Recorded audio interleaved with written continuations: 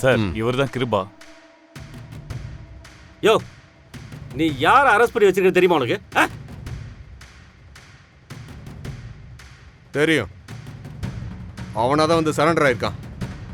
Magistrate முன்னாடி ஆஜர்படுத்தி லீகலாக தான் கஸ்டடியில் எடுத்திருக்கேன்.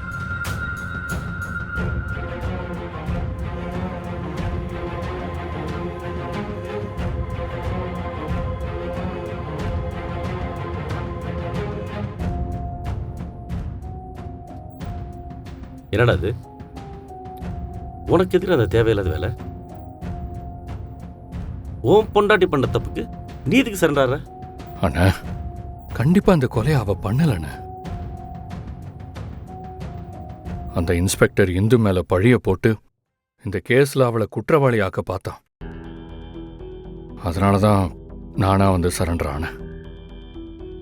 ஏண்டா, இன்ஸ்பெக்டர் இவ போன் சிக்னல் கொலை நடந்து கதிர் வீட்டில் இருந்ததுன்னு சொல்றாரு. அப்புறம் இல்லண்ண, கொலை பண்ணது இந்து இல்ல. இதுல நம்ம யாருக்கும் தெரியாத மூணாவது ஆள் ஒருத்தன் இருக்கான்.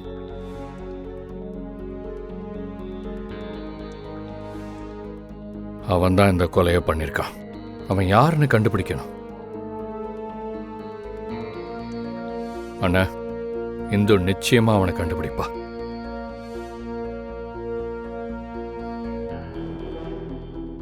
டேய், யார் அவன்? போயும் போய் ஒரு பொம்பளை சொல்றத நம்பி அவளுக்காக சரண்டர் ஆயிருக்கான். கொலைகாரனை கண்டுபிடிக்க அவன சிபிஐயா சிஐடியா? அண்ணா, அவ என்ன வெளியே எடுக்கலன்னா என்ன? அதான் நீங்கெல்லாம் இருக்கீங்கல்ல, எப்படியாவது என்ன வெளியே கொண்டு வந்துருவீங்கன்னு எனக்கு நம்பிக்கை இருக்குண்ணே. அதனால தான் நான் தைரியமா சரண்டர் ஆனேன்.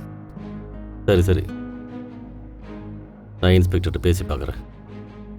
சரிங்கண்ணா.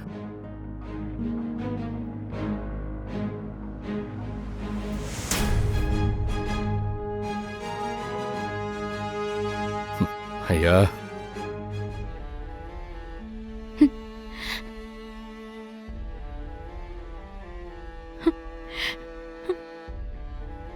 உனக்கு கஷ்டம் எதுவும் இல்லையே? ஐயா, அப்படியெல்லாம் எதுவுமே இல்லையா. சாப்பாடெல்லாம் ஒழுங்கா வாங்கி கொடுக்குறாங்களா? அதெல்லாம் நல்லா தான் வாங்கி கொடுக்குறாங்க.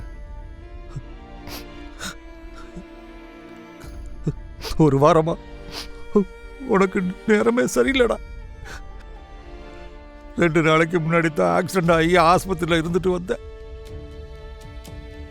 இப்போ ஜெயிலுக்குள்ள இருக்க. என்னன்னு தெரியல. அந்த ஆண்டவன் உன்னை ரொம்ப சோதிச்சு பார்க்கறான். ஐயா, இது ஒரு சின்ன விஷயம்தான். கூடிய சீக்கிரம் வெளியே வந்துடுவேன். நீங்க ஃபீல் பண்ணாதீங்க. மடி சித்ரா, அண்ணே கூட்டிட்டு போ.